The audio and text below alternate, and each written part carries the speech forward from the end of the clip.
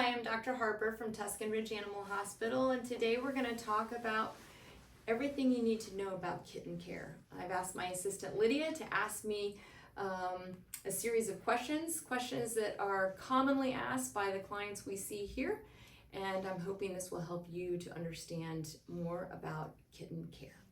Perfect. Well, Dr. Harper, I do have a question for you. What would you say is the most important thing to know about raising a healthy kitten?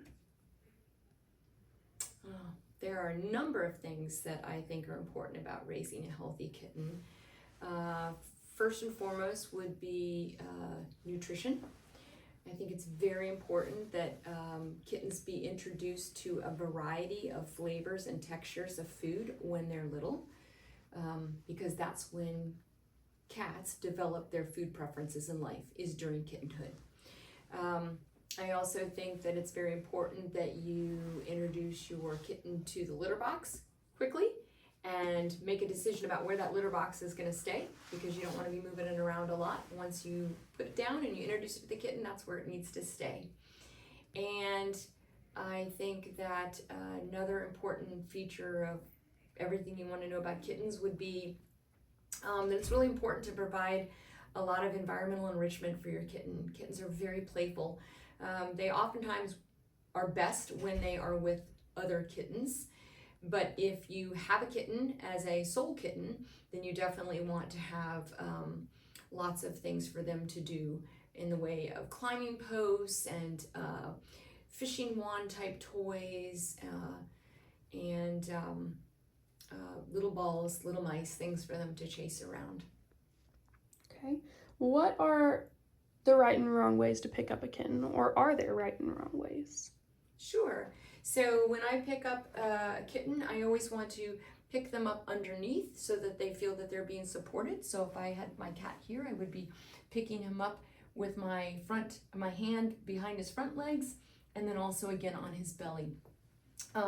You will see mother cats will pick up their kittens by their scruff to carry them around. And while that works, that's really a way to just kind of get their attention.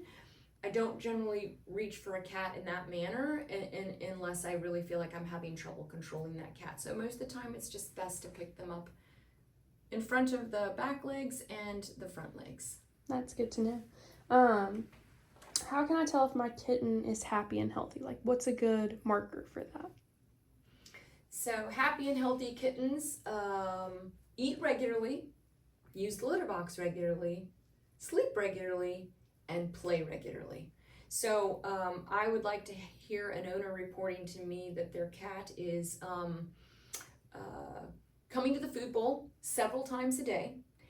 And I would also like to hear them tell me that aside from long cat naps, they are up and active and wanting to play with that owner or interact with that family and or maybe other cats in the home multiple times a day.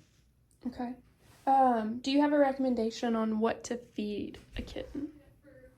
That's a great question. So cats are by definition true carnivores, and that means that their dietary requirements are for a diet that is very high in protein, moderately high in fat, and fairly low and restricted in carbohydrates, which is why a canned cat food is really my preferred form of food to feed a cat.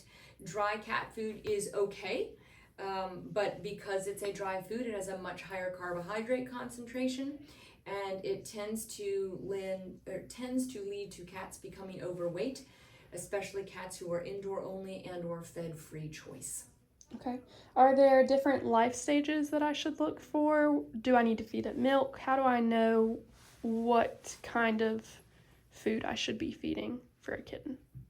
So that's a common misconception that people have about feeding their pets, or a common misconception that people have about feeding their pets is that kittens require milk.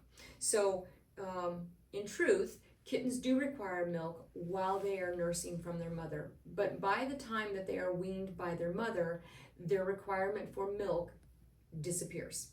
At that point, the kitten can be solely fed on a food and water diet. So I do prefer canned kitten food for kittens, and over dry. But there are also, with regards to life stages, I do feed cats through like 3 life stages: kittenhood, adulthood, and senior. So kitten foods will be marked as such, and senior diets will be marked as such. And the main difference between adult and senior and kitten is the protein content in the diet. During the first year of life, a cat is growing and has a high dietary requirement for protein, even above what their normal protein requirements are for proper bone growth and development. Once they've reached adulthood and skeletal maturity, which generally occurs by 12 months of age, at that point, their protein needs are still higher than, say, dogs, but they can dial back a little bit because we're no longer feeding for growth. Once we reach senior level or senior age in our pets, which for a cat, we would consider anything after probably 8 years of age was where I would consider a cat to be senior. At that point, we can move them to a senior formulated diet, and the protein's going to be dialed back just a little bit further, because at that point we want to start feeding for a protective mode, looking out for protecting kidneys and so forth. As the cat ages, those tend to be problems we see in older cats. Perfect. So when I get a kitten, how soon should I bring my kitten to see the vet? I would recommend that kittens be seen as early as 8 weeks of age. Vaccinations are routinely started between 8 and 9 weeks of age in kittens. If you have a kitten that's younger than that, it's never a bad idea to have them examined just to make sure that they're healthy and thriving.